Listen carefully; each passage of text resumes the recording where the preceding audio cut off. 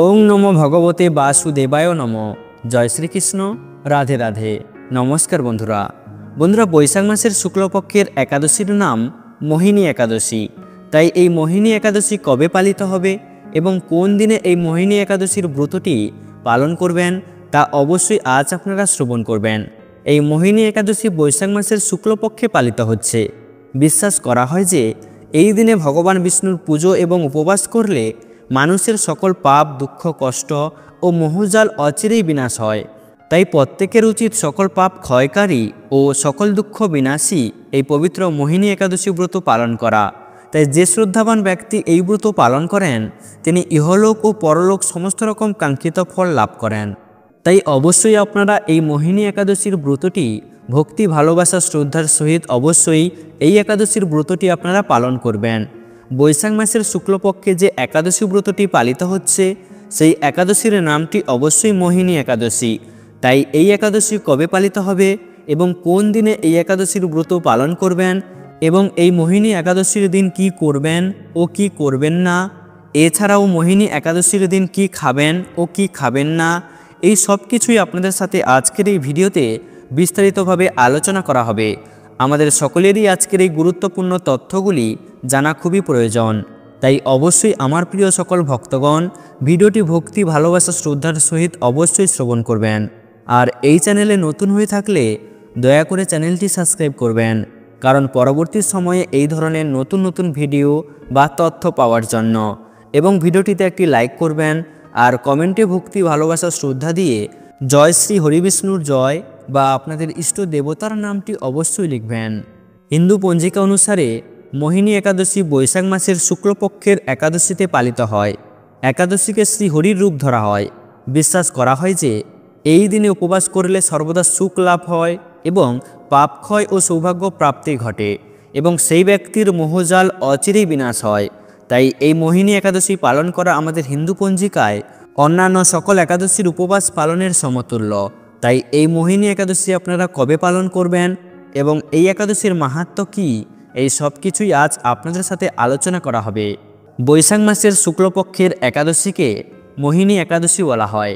এই একাদশী পালনের মাধ্যমে ব্যক্তি ইহলোক ও পরলোক সমস্ত রকম কাঙ্ক্ষিত ফল লাভ করেন। মোহিনী একাদশীকে বিশেষভাবে শক্তিশালী বলে মনে করা হয়। বিশ্বাস করা হয় যে কেউ যথাযথ আচার অনুষ্ঠানের মাধ্যমে মোহিনী একাদশী উপবাস পালন করলে এবং ভগবান বিষ্ণুর উপাসনা করলে তার জীবন থেকে সকল পাপ, দুঃখ, কষ্ট ও মোহজাল অচিরেই বিনাশ হয়।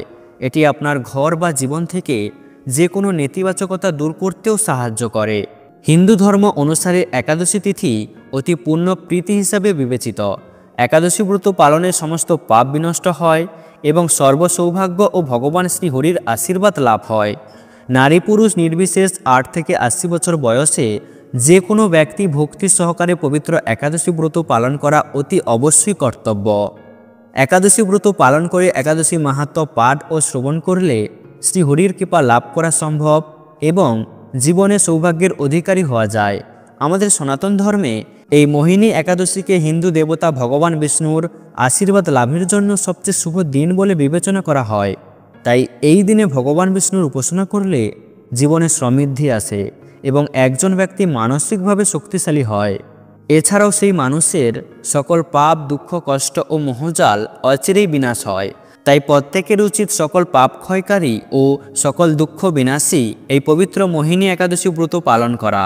তাই আমাদের হিন্দু পঞ্জিকা অনুসারে মাসে 2 বার একাদশী উপবাস পালন করা হয়, একবার শুক্লপক্ষে এবং আরেকবার কৃষ্ণপক্ষে।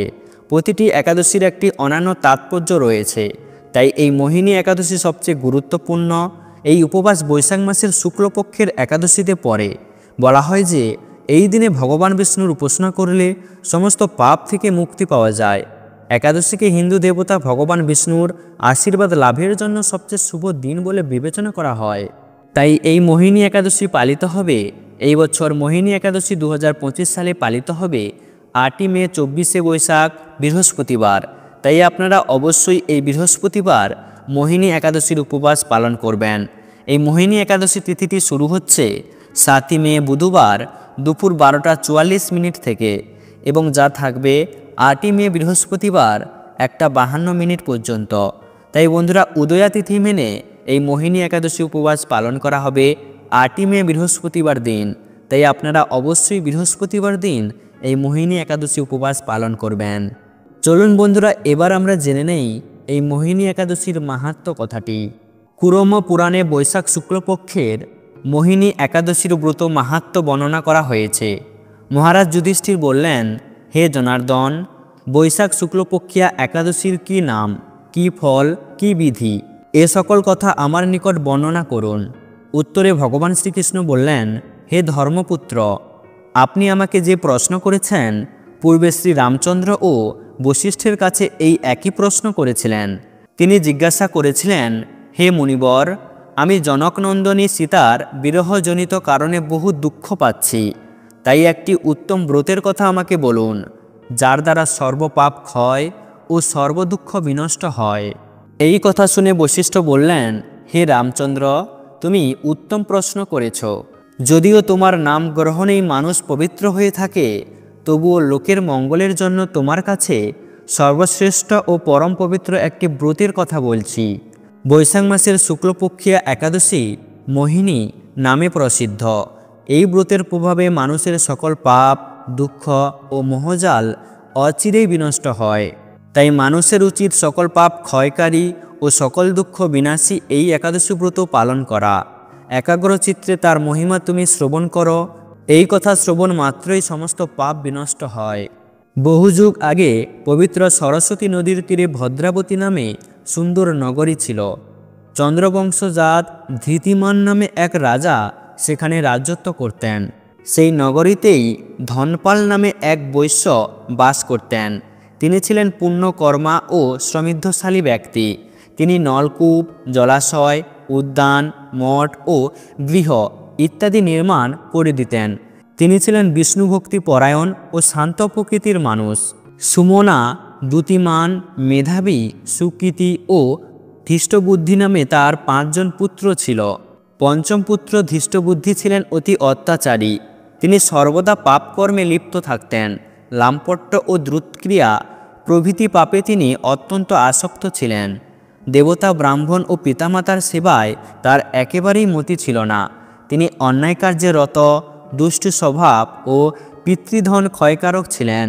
সবসময় তিনি অভক্ষ, ভক্ষণ ও সুরাপানে মত্ত থাকতেন। পিতা ধনপাল একদিন রাস্তা দিয়ে যাচ্ছিলেন।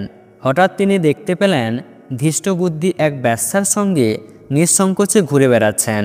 তার নির্লজ্জ পুত্রকে এইভাবে দেখে তিনি অত্যন্ত মর্মাহত হলেন।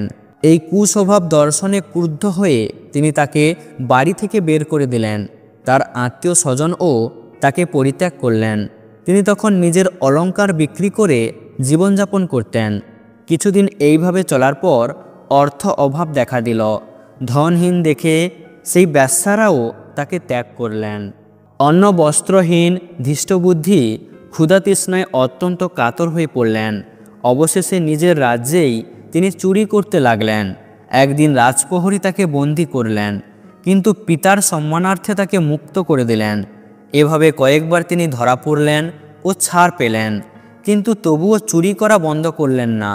তখন রাজা তাকে কারাগারে বন্ধ করে রাখলেন। বিচারে তিনি কষাঘাত ভোগ করলেন। কারাগারের পর অন্যান্য উপায় ধৃষ্টবুদ্ধি বনে প্রবেশ করলেন।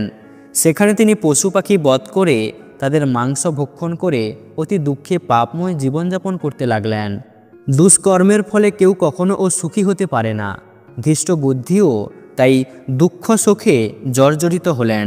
এভাবে অনেক দিন অতিবাহিত হলো। কোনো পুণ্য ফলে হঠাৎ একদিন তিনি কৌতিন্য মুনির আশ্রমে উপস্থিত হলেন। বৈশাখ মাসে ঋষিবর গঙ্গা স্নান করে আশ্রমের দিকে ফিরছিলেন। শোকাকুল ধৃষ্টবুদ্ধি তার সামনে উপস্থিত হলেন। ঘটনাক্রমে ঋষির বস্ত্র হতে এক বিন্দু জল তার গায়ে পড়ল। সেই জল পড়ছে তার সমস্ত পাপ দূর হলো। হঠাৎ তার সুবুদ্ধির উদয় হলো। ঋষির সামনে তিনি কৃতাঞ্জলি পুটে প্রার্থনা করে বললেন, হে ঋষিশ্রেষ্ঠ, যে পুণ্য প্রভাবে আমি এই ভীষণ দুঃখ যন্ত্রণা থেকে মুক্ত লাভ করতে পারি তা কৃপা করে আমাকে বলুন।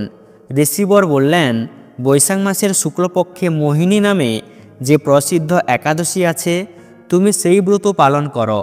এই ব্রতের ফলে মানুষের বহু জন্মার্জিত পর্বত প্রমাণ পাপরাশিও ক্ষয় হয়ে থাকে।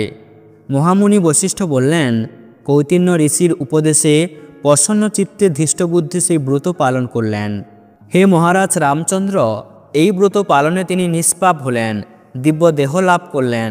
অবশেষে গুরুরে আরোহণ করে সকল প্রকার উপদ্রব্যহীন বৈকুণ্ঠধামে গমন করলেন। হে রাজন, ত্রিলোকে মোহিনী ব্রত থেকে আর শ্রেষ্ঠ ব্রত নেই। যজ্ঞ, তীর্থস্থান, দান ইত্যাদি কোনো পুণ্য কর্মই এই ব্রতের সমান নয়। এই ব্রত কথা শ্রবণ কীর্তনে সহস্র গোদানের ফল লাভ হয়। তাই বন্ধুরা, এই মোহিনী একাদশীর দিন ভুল করেও করবেন না এই কাজগুলো। নাম্বার 1, একাদশীর দিনে জুয়া খেলতে নেই। ধর্মীয় ধারণা অনুযায়ী এমন করলে ব্যক্তির বংশ নষ্ট হয়ে যায়। নাম্বার 2, একাদশী রাতে ঘুমোতে নেই। পুরো রাত বিষ্ণুর ভক্তি, মন্ত্র জপ ও জাগরণ করে ওই সময়টা কাটানো উচিত। নাম্বার 3, একাদশীর দিন ভুল করেও চুরি করবেন না।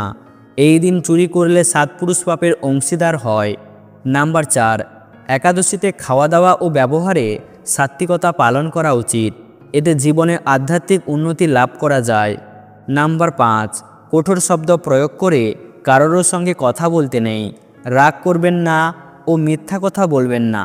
এই দিনে কাউকে এমন কোনো কথা বলবেন না যাতে তোমার সেই কথা তার গায়ে আঘাত লাগে। এই দিনে কাউকে কটু কথা বলবেন না। নাম্বার 6, একাদশীর দিনে সকালে তাড়াতাড়ি ওঠা উচিত এবং সন্ধ্যাবেলা ঘুমানো উচিত নয়। এতে জীবনের দারিদ্রতা নেমে আসে।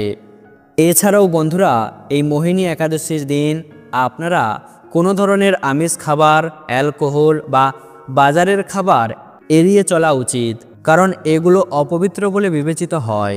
তো বন্ধুরা, আপনারা অবশ্যই এই মোহিনী একাদশীর দিন এই খাবারগুলো খাওয়া থেকে অবশ্যই বিরত থাকবেন। তো বন্ধুরা, ভিডিওটি আজ এই পর্যন্ত। ভিডিওটি দেখে ভালো লাগলে একটি লাইক অবশ্যই করবেন।